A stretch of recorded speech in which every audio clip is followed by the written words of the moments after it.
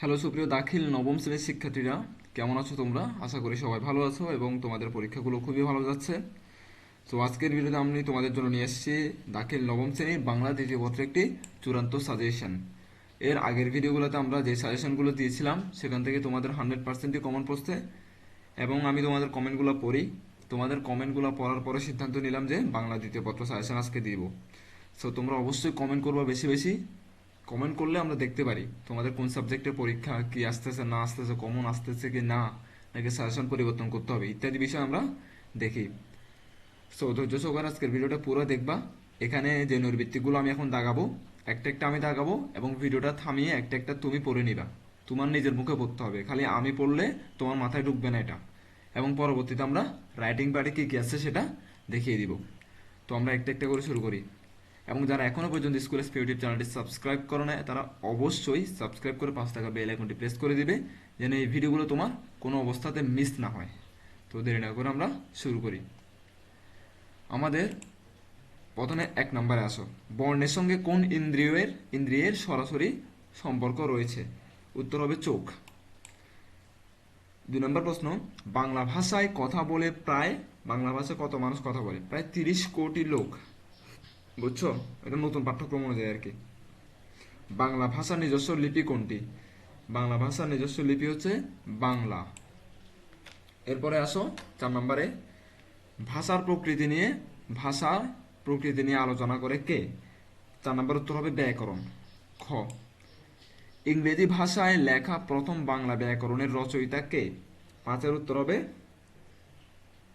Nathaniel Brassey Halhed. গৌড়ীয় ব্যাকরণের রচয়িতা কে? উত্তর হবে রামমোহন রায়। ঘ নম্বর, বর্তমানে লেখ্য ভাষা আদর্শ রীতিকে বলে? 7 নম্বর উত্তর হবে ঘ নম্বর প্রমিত রীতি। সাধুরীতির বৈশিষ্ট্য কোনটি? 8 নম্বর উত্তর হবে যেমন কোনটা হবে ক্রিয়ারূপ দীর্ঘ, এটা হবে। 8-এর পরে এবার 9 নম্বরে আসো। 9 নম্বরে বলা হয়েছে বাংলায় মৌলিক স্বরধ্বনি কয়টি? 9-এর উত্তর হবে 7টি। মৌলিক স্বরধ্বনি 7টি। তারপরে 10 নম্বরে আসো, ধ্বনির প্রতীককে বলা হয় বর্ণ। গ নম্বর, বাংলা কার বর্ণের সংখ্যা 10টি? উত্তর হবে খ। কোনটি বাকযন্ত্র? উত্তর হবে খ, ফুসফুস। বাকযন্ত্রের মধ্যে সবচেয়ে সচল ও সক্রিয় প্রত্যঙ্গ কোনটি? উত্তর হবে জিভ। ঘ নম্বর। এরপরে আ উচ্চারণের সময় ঠোঁটের উন্মুক্তি কেমন? উত্তর হবে বিবৃত। গ, বাংলা স্বরবর্ণের উপরে চন্দ্রবিন্দু ব্যবহার করা হয় কি বোঝাতে? 15-র উত্তর হবে অনুনাসিকতা। 16 নম্বর, পার্শ্বিক ব্যঞ্জনধ্বনির উদাহরণ কোনটি? 16-র উত্তর হবে ক নাম্বার মানে ল। এরপরে আসো 17 নম্বরে, কম্পিত ব্যঞ্জনের উপস্থিতি আছে কোন শব্দে? 17-র উত্তর হবে চানাচুর। এরপরে বফলার উচ্চারণ নেই কোন শব্দে? 18-র উত্তর হবে শ্বশুর। এই শব্দটাতে বফলার উচ্চারণ নেই, কারণ এখানে যে ব আছে এটার উচ্চারণ কিন্তু এখানে হয় নাই। 19 নম্বর বলা হয়েছে কোন বর্ণটির নিজস্ব কোনো ধ্বনি নেই? 19-এর উত্তর হবে ইউ হবে এখানে উত্তর। তারপরে তোমার এখানে মূর্ধন্য হয়, মূর্ধন্য, তারপর অনুস্বার হয়, তারপর বকার বা হয়, তো এগুলোতে এখানে অপশনগুলো আমাদেরকে দেয় নাই। 20 নম্বর বলছে শব্দ যখন বাক্যে ব্যবহৃত হয় তখন তাকে কি বলে? 20-এর উত্তর হবে পদ। এরপরে 21 নম্বর বলা হয়েছে পদের লগ্ন কত ধরনের? 21-এর উত্তর হবে 4 ধরনের। তাহলে আমি বলতে পারবো গ, নিজের কোনটি উপসর্গ যোগে গঠিত শব্দ? 22-এর উত্তর হবে প্রবীণ। তাহলে আমি বলতে পারবি ক নম্বর উত্তর। 23 নম্বর, ঈষৎ অর্থ প্রকাশ করছে কোন উপসর্গযুক্ত শব্দটি? 23-এর উত্তর হবে 23 নম্বর, একটু ভাবতে দাও। 23 নম্বর হবে আরক্ত। ঘ নম্বর। এরপরে আবার উপরে চলে আসো, আমাদের 23-এর পর 24 নম্বরে যাবো এখন আমরা। তদ্ভিত প্রত্যয় দিয়ে সাধিত শব্দকে কি বলে? 24 নম্বর উত্তর হচ্ছে তদ্ভিতান্ত শব্দ, মানে ঘ নম্বর। 25 নম্বর, নিচের কোন শব্দটি উয়া প্রত্যয় যোগে গঠিত?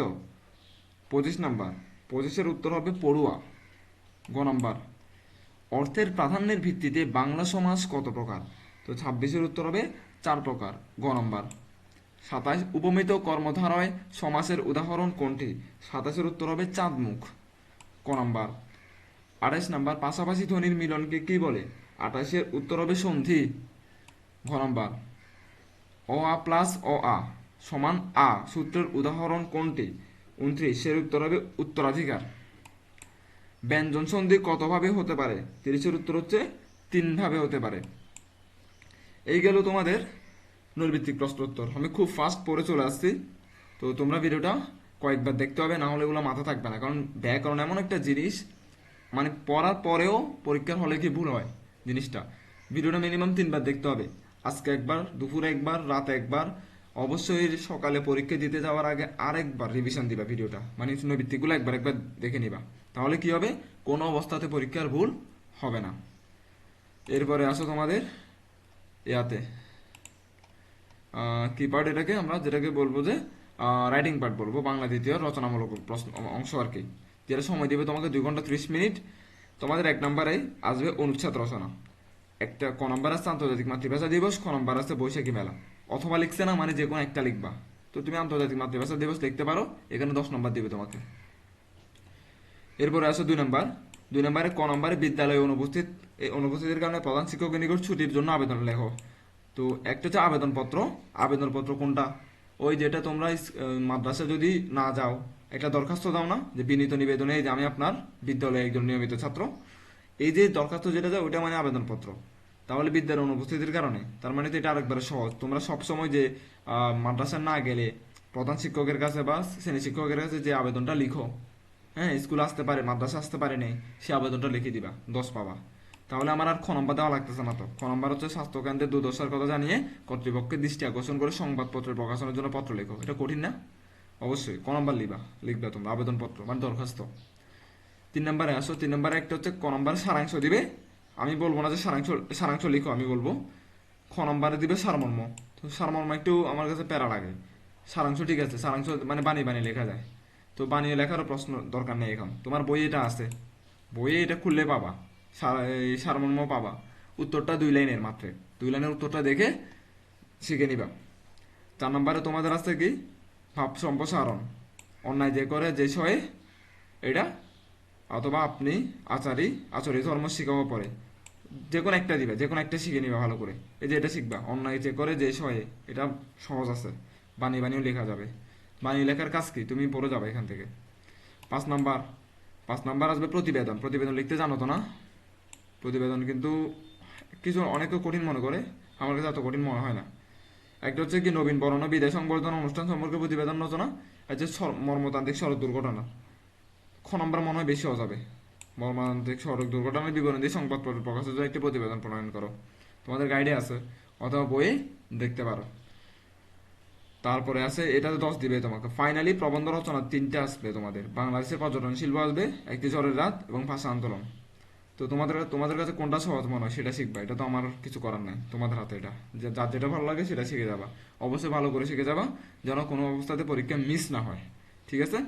তো আজকের ভিডিও এতটুকু পর্যন্ত থাকবে। পরবর্তী তোমাদের কি পরীক্ষা সেটা তোমরা অবশ্যই কমেন্টে জানাবা, মানে বুধবারে এবং বৃহস্পতিবার রবিবার এই পরীক্ষাগুলো কি কি তারিখ লিখে সুন্দর করে কমেন্টে জানাও, তাহলে আমি বুঝতে পারবো তোমাদের জন্য কি সাজেশন তৈরি করতে হবে। ধন্যবাদ সবাইকে।